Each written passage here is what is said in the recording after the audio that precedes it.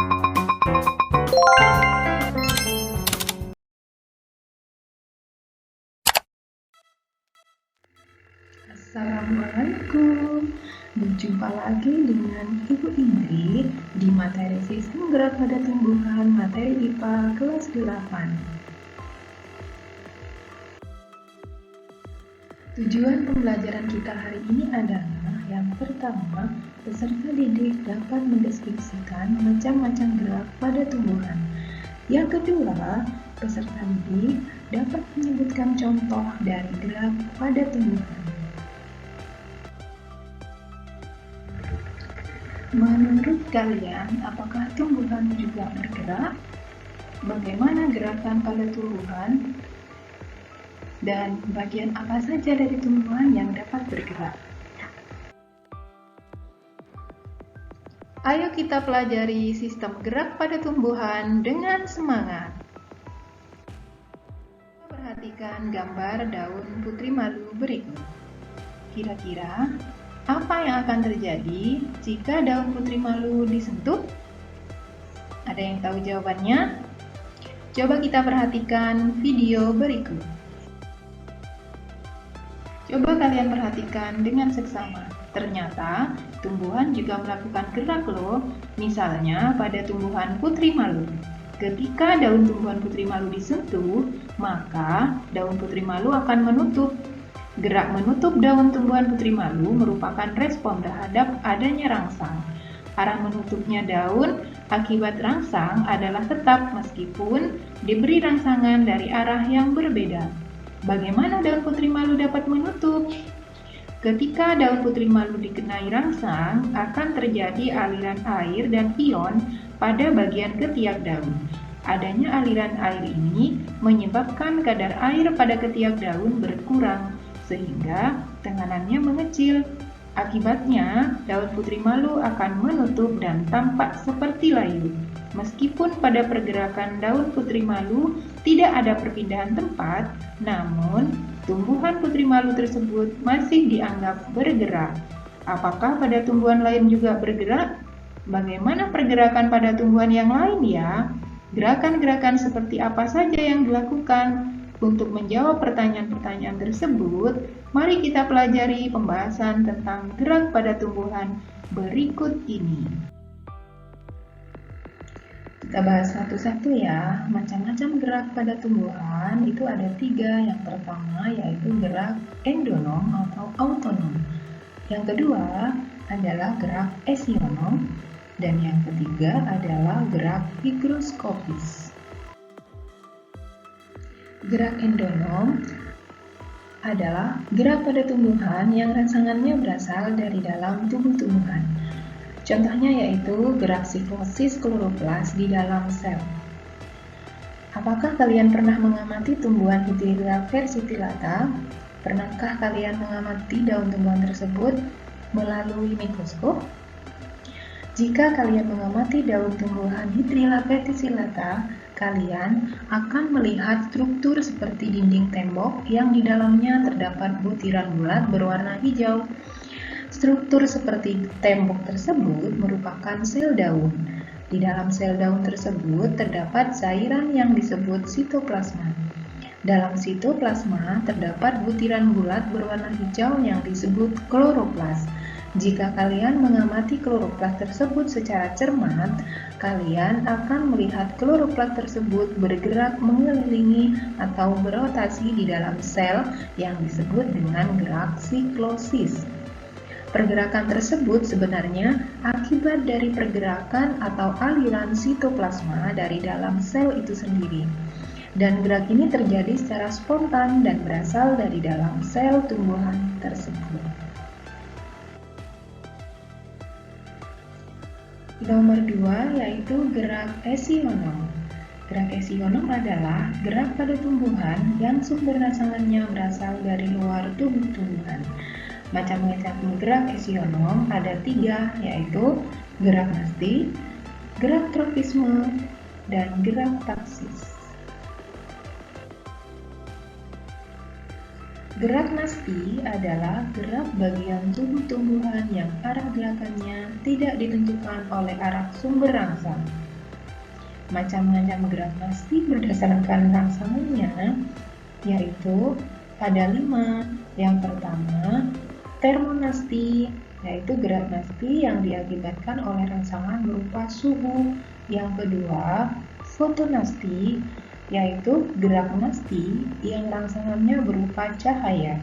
Sedangkan yang ketiga, seismonasti, gerak nasti yang rangsangannya berupa sentuhan. Dan yang keempat, niktinasti, gerak nasti yang rangsangannya berupa suasana gelap.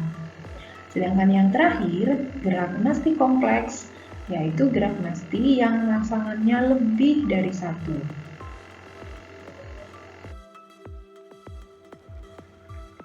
Gerak mekarnya bunga tulip pada musim semi adalah contoh dari gerak termonasti. Termonasti adalah gerak pada tumbuhan yang dipengaruhi oleh rangsangan yang berupa suhu.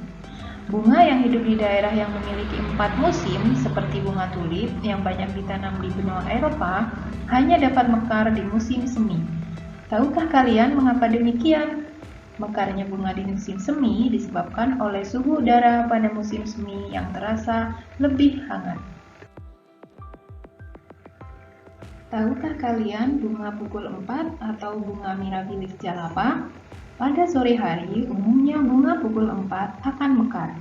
Mekarnya bunga pukul 4 disebabkan oleh adanya rangsangan cahaya pada sore hari. Gerak membukanya bunga pukul 4 adalah contoh dari gerak fotonasti. Fotonasti adalah gerak nasti pada tumbuhan yang disebabkan oleh adanya rangsangan berupa cahaya. Sedangkan gerak pada tanaman daun putri malu tadi yang sudah kita bahas di depan ketika disentuh adalah contoh dari gerak seismonasti. Seismonasti adalah gerak nasti pada tumbuhan yang dipengaruhi oleh getaran atau sentuhan.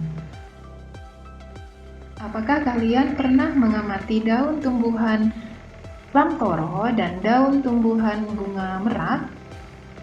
Tahukah kalian, pada saat malam hari, tumbuhan bunga merak dan daun tumbuhan lamtoro akan menutup atau tidur dan akan membuka saat siang hari.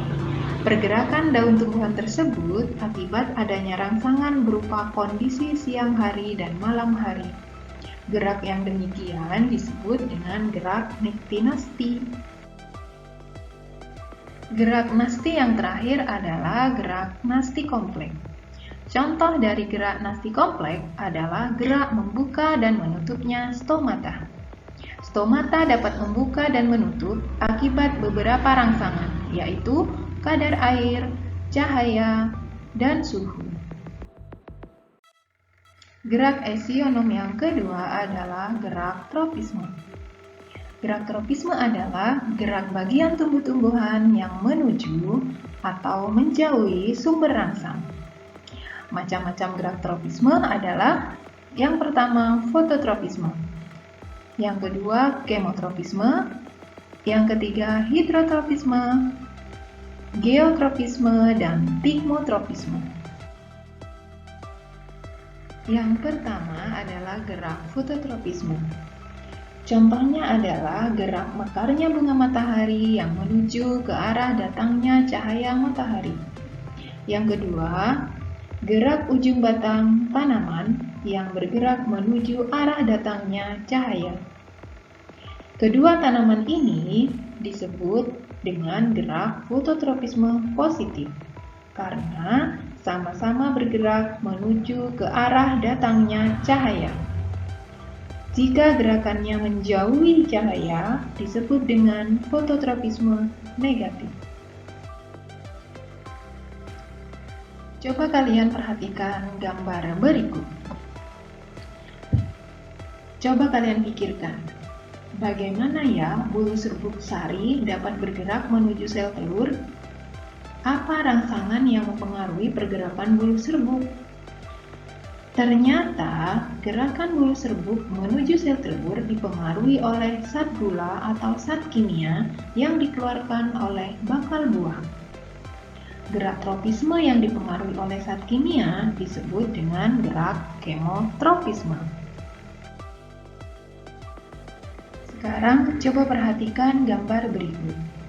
Tahukah kalian mengapa tumbuhan pada gambar ini tetap menuju ke atas tumbuhnya meskipun posisi potnya dibuat miring? Ya, betul sekali.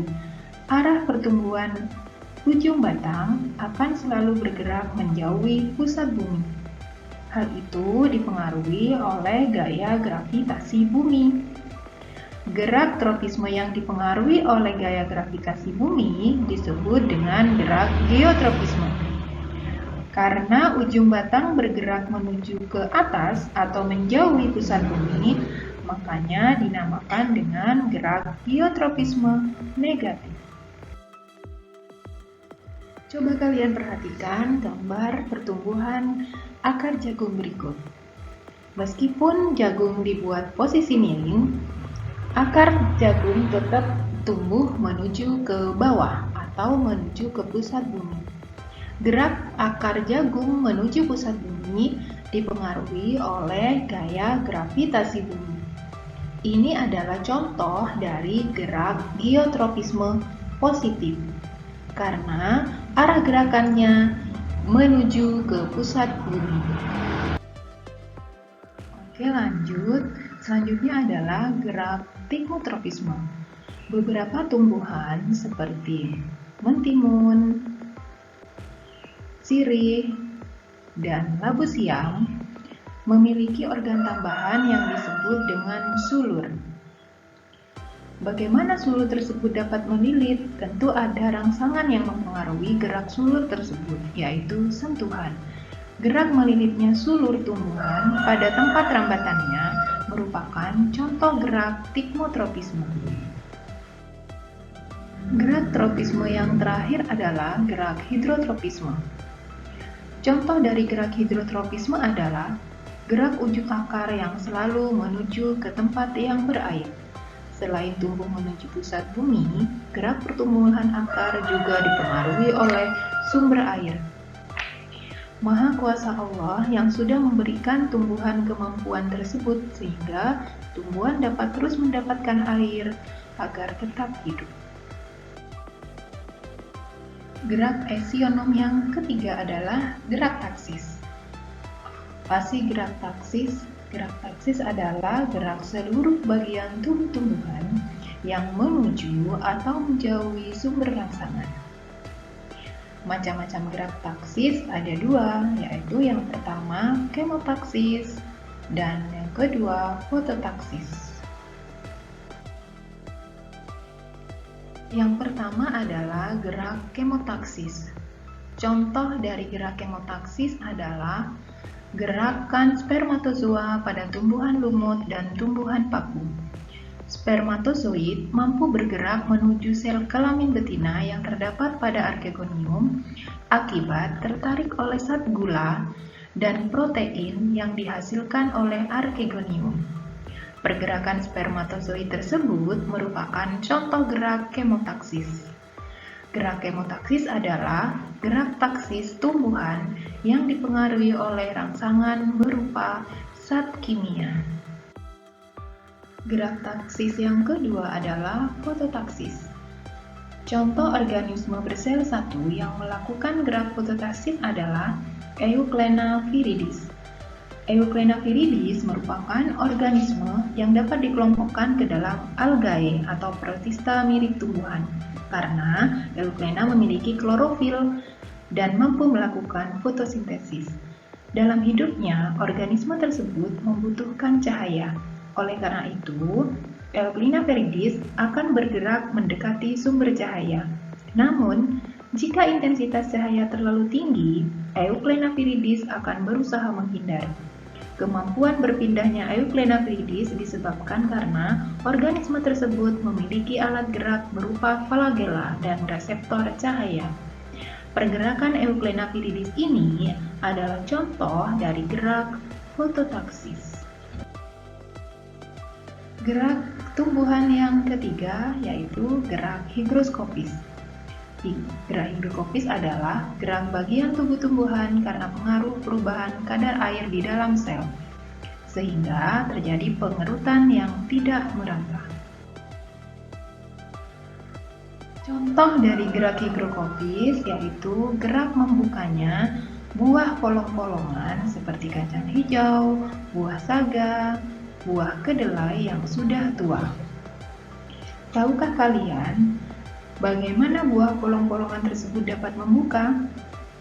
Ketika buah polong-polongan sudah tua, terjadi perubahan kadar air di dalam sel secara tidak merata. Akibatnya, terjadi pengerutan bagian buah yang tidak merata. Pengerutan ini membuat buah polong menjadi terbuka.